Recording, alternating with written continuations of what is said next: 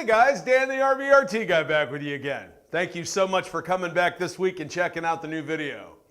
So this time guys, once again, your comments have come through and great suggestions. Really appreciate them. Please keep them coming. If you remember a couple of weeks ago, we did a video on a caliper with some stripped out bolts and some stripped out bleeder screws. Hey Dan, what happens when we break the bleeder screw off? Well, that's what we're gonna do today. I'm going to use a socket extractor, pound down on that, and I'm going to use a torque wrench, and I'm going to snap that bleeder screw off, and we'll see how much torque it took to do it. And then we'll use one of my R.B.R.T. extractors to pound in and remove that broken piece of bleeder screw. Because guys, you know an extractor only has one job, and that's to bite. You've heard me say it before. So let's go ahead and get set up on the bench vise and get at it. All right, guys, let's start by pounding our socket extractor down on there. Now, I've got the torque wrench set at 70 foot-pounds. I don't think I'm going to need all that to shear that bleeder screw off. We're going to use the dual drive, so we're using a 1/2-inch torque wrench. The dual drive on our socket extractors is just great. You can use different sizes to drive it if you don't want to use the anvil size. In this situation, we couldn't use a 1/4-inch drive ratchet, so that dual drive works out real well. Anyway, let's go ahead and shear that off.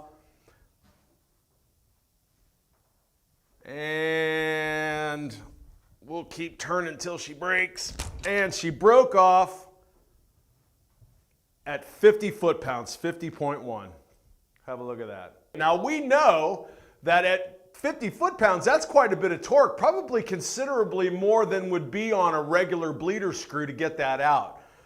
So choosing the right size of extractor here is super important, right? If you choose one that's too small, like maybe this 3, that extractor may not be able to withstand 50 foot-pounds of torque before it snaps. And the last thing you want to do, guys, is snap that extractor off in whatever you're trying to take out, whether it's a bleeder screw, broken bolt, or what have you. Obviously, you exponentially make things more difficult. So extraction, you know, an extractor sizing choice is super important.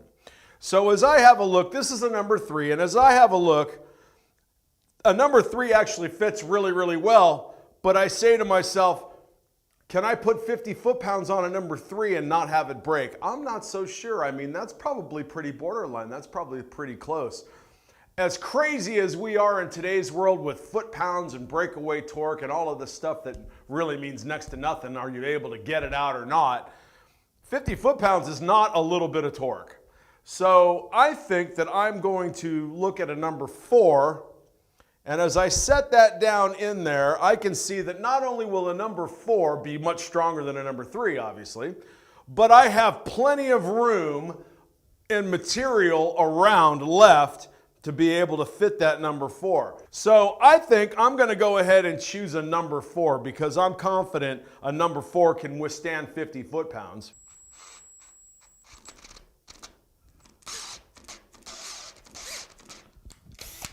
All right. Now we've got a really nice looking centered hole. We've got plenty of material left in the object we're removing. I think a number 4 was the right ticket. So let's go ahead and pound in our number 4. Now we know we're working with 50 foot-pounds. That's a pretty bit of torque. So I've got a breaker bar here. And let's just see if we can get her out.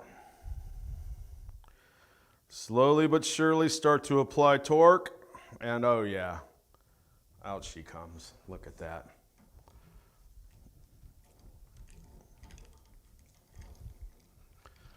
A little bit more. There we go. And we have a successful extraction.